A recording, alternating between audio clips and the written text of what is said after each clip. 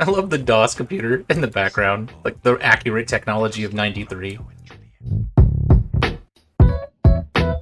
This episode brought to you by Kobayashi Cybernetics, bringing you the cutting edge in sex robot technology. Hey guys, I'm Heavy. And I'm Traby. And today we watched Cyborg 2. What's this movie about, Heavy? The newest line of fembots are injected with glass shadow, a dangerous and highly explosive element, making them the new hot ticket.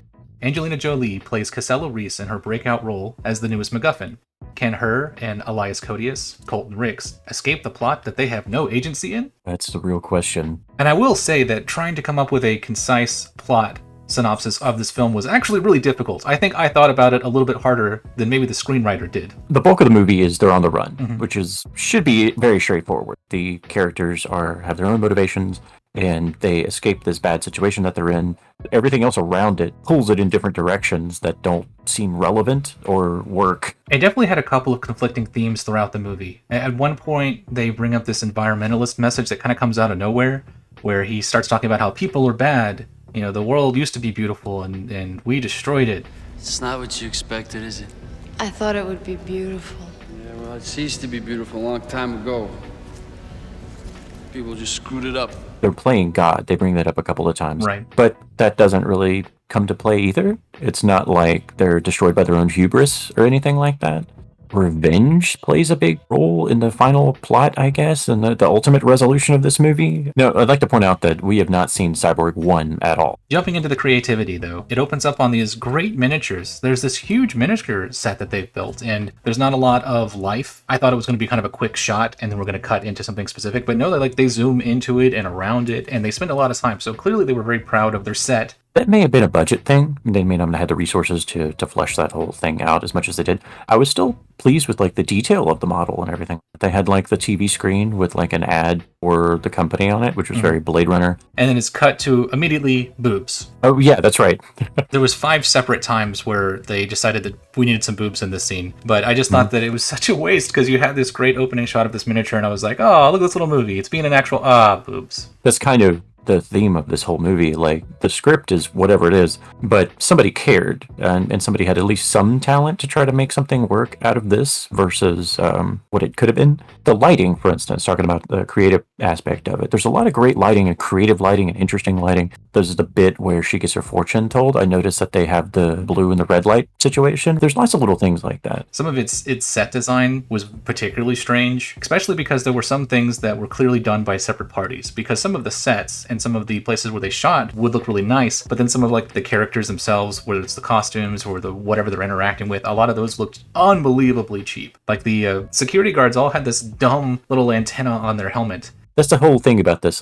From a creative angle, I felt like they didn't have a whole lot to work with, but somebody really felt passionate about this and tried to do the best that they could given the limited resources. Jack Pallance's character, who refers to himself as God and then Mercy, he was a manifestation of the plot. For most of this movie, Palance talks to people through monitors, and most of the time it's an extreme close-up of his mouth.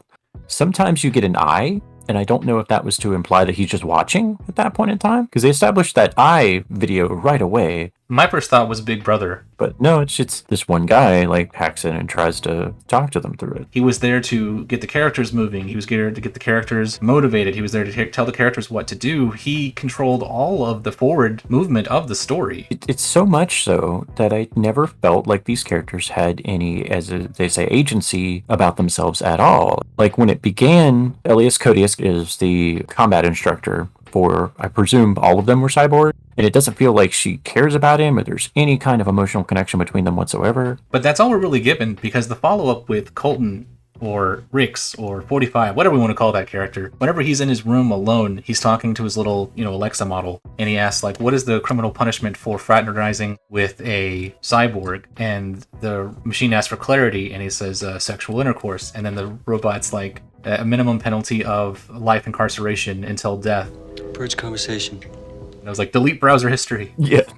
Mercy contacts her, motivates her to get in touch with Elias Koteas. Elias Koteas interprets that as, oh, she's hitting on me. And that's when he does his internet Google search over what happened. Then they meet they have their little secret rendezvous, and that's when Mercy reveals himself to both of them, and it's like, okay, we got to get this plot going. Well, them having no agency in the plot being pushed forward by the Mercy character is kind of a giant theme as it goes on, too, because they never question his intention, and we find out that Mercy is, in fact, just trying to help. But, of course, as an audience member, I kept thinking, okay, but who is he really? Does he work for the Japanese company? Is this some kind of, undermining the system? Is he trying to do a hostile takeover? But, no, none of that. Nothing creative at all. He just happens to be a person who's trying to help them for his own reasons, I guess. He's just so incredibly creepy the whole time, too. Mm-hmm. Leads us to think that, there's something subversive happening here. And it's not just a stylistic choice, like you only see close-ups, extreme, uncomfortable close-ups of his mouth or his eyes or whatever, but he also delivers his dialogue in a way that's like, haha, that's right, Colty boy, just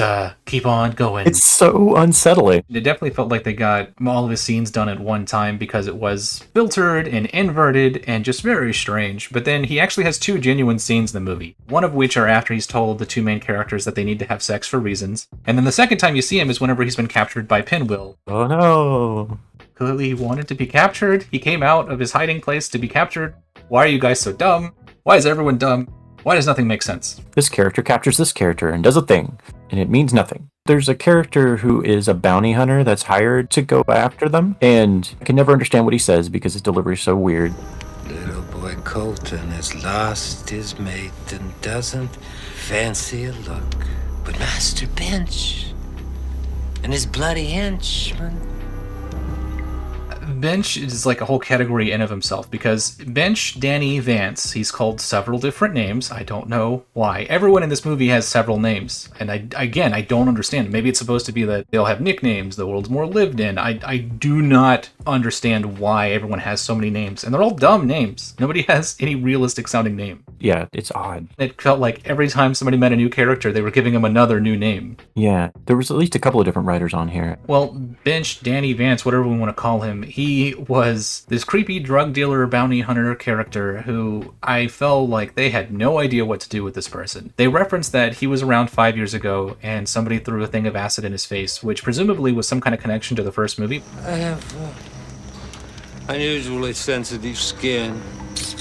He's incredibly narcissistic and obsessed with what his face looks like, and he talks about how he's been having all these operations to make his face look good, and it's a very central plot that drives his character's motivation. So it's not even like a one-off joke about he cares about what he looks like, but he's so deranged and taking pills and passing out for reasons. Well, that whole setup, I presume, was a trap. Like, he captures Elias Koteas, he brings him to place, and leaves him handcuffed, and then he pegs him with something in his eye to track him, and then drugs him, I think, and then goes to sleep, and then drugs himself, but he's obviously faking, and Elias Koteas escapes, and I presume all of that was just theater to get him, Elias Koteas, to leave with the tracker, so that he could follow him to the cyborg lady, but it's done so awkwardly and so weirdly, and I can't understand what he's saying. Because then I had other follow-up questions, like, okay, but you're holding the handcuffs. Handcuff him to something. The gun's right there. Shoot him in the face. Like, the characters don't seem to act with any sense of common sense. They don't have any kind of self-preservation instincts. Like, everything just feels wrong. The other bounty hunter, who is inexplicable, there is one scene earlier talking to Dunn, the CEO of Pinwheel. What's our plan now, Dunn? And it's revealed that there's a bigger plot going on where he wants to change the detonator in Angelina Jolie's character to one that he can control or something.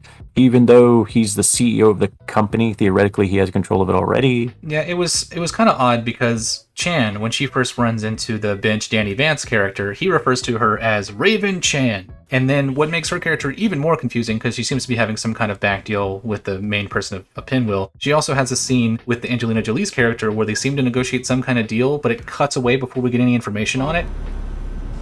Tell me where he is, and I guarantee safe passage out of the country.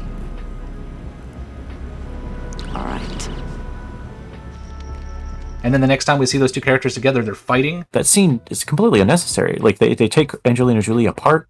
What makes it even more confusing is the whole Raven Chan detonator subplot thing that doesn't seem to go anywhere finally has a payoff at the end, where you have the CEO of Pinwheel say, haha, you think your plan to get her to escape has worked? I'm going to press the detonator that I've had my person insert inside her. So I think that was the only reason that scene exists. Yeah. Is that Chan has secretly put her own detonator, that I guess was presumably removed from Chan, now into to Angelina Jolie, and he's going to press the detonation device to set off Angelina Jolie, who doesn't know that she's got a new bomb inside her. Okay. But then you get the other twist that the Jack Pallance character has got his own bomb somehow that's also on the same frequency as her bomb, so he gets off, he explodes before she does. This feels like two kids with action figures making up a story as they go along.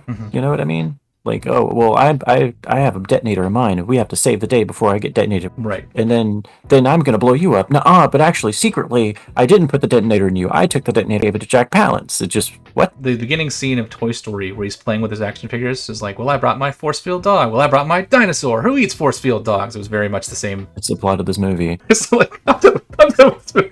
Well, the last couple minutes of the movie is a fight scene between Elias, Koteas, and Bench. Presumably, it has something to do with them earning enough money to pay for passage to go to a place. It was also particularly frustrating because it felt as though the guy who's obsessed with his looks has now had his face all mutilated from a piece of glass exploding, and he's really upset about that. So now he's out for blood. He is not even interested in being paid off by the big company. He's just out to kill her now. So that fight sequence seems to imply that he's really, really mad, but instead of getting his opportunity to fight and kill the robot, he's fighting and killing the human, and his motivations for why he wants to kill him are completely not answered. Why does he want to kill him? I guess just to hurt the robot? It doesn't make a lot of sense. That's a good point, because it was Chen who shot him with the shotgun and got all the glass. He kills her, like, immediately. Right. So you'd think he'd be done, like, well, I mean, I got my revenge. I'm mad because I got injured, but you would think that his motivation would be, oh, if I capture the robot, I'll get paid and then I can get a new face. But he blows that off because he acts so crazy on his conference call that the guys in the office are like, "Ooh, you're fired, dude." And there's this lovely, lovely scene where he's just chewing up the scenery. You're off the case, Bench. You touch them, we'll have your license. Oh, I love it. What? License! I love it. I love it! I love it! And then they cut to the shot in the boardroom where obviously the actors in the boardroom can't hear what we hear, the audience, so they're just deadpan, no reaction at all to this crazy thing happening over the conference call. It's so funny. So then we get to the end of our movie, and they have secured the money they need for passage. They're getting on the boat to get away on their happily ever after. They're either in like the desert of California or just filming somewhere cheap in Arizona. But the strangest part is that they have this crappy little clay house, and they bring up a palm tree, which, okay, I didn't know palm trees could grow successfully in Arizona. Maybe, I don't know palm trees. They had coconuts and Mighty Python, so sure, coconuts get around, whatever. Yeah, exactly. And then they do a transition where it cuts to a 30-foot tall palm tree, so it was like, oh, okay, so now we're in the future. And the whole time you're just like, please be old makeup, please be old makeup, please be old makeup. Old makeup, old makeup, old makeup. Oh, it's coming. You know it's coming. Yes! It's always strange, too, when they do the old man makeup, because when they do those type of scenes in movies like this, the old man has apparently never gotten a haircut, because he's got, like, long, thin, strangly hair. We wouldn't have recognized him if his hair was, like, if he had just had an old man haircut. And, of course, they never just get, like, an old man to just sit there and us to imply, you know, oh, this is him now, he's just 90. But instead, they always use the actors in old makeup, and I never understand that choice. Wouldn't it make more sense to just be an old man and to accept that your audience is going to interpret that that is that character who's just old now? But no, we have to have that old character in this stupid old man makeup. It's a little bit of not trusting the audience, yeah. I mean, normally you would think, oh, there's a bit of makeup, and I don't know if it's a cost thing. So I always go into the how much would you pay for this movie? Nothing. If this was on cable, I would rethink my life. It was a movie that I was very curious about. Unfortunately, the script got in the way of the movie. There's too much where we were questioning, like, what even is happening. I honestly felt at the end of the movie that I had more questions than when we started watching the movie. Yeah, especially the ending resolution. Was that the point of the movie? Because I thought that Elias Koteas just wanted to fuck a robot at the beginning. Like, why is this the ending? So, after Cyborg 2, how can we wash the taste of this movie out of our mouth? What should we watch? Well, I was thinking maybe we need a little refresher on an old favorite. There's a little movie that recently has gotten a director's cut, actually. That's the important thing. Why do you want to talk about that movie? Even the actors in that movie don't want to talk about that movie. It's so fascinating. It is such a train wreck. Join us next time, guys, on Suspenders of Belief.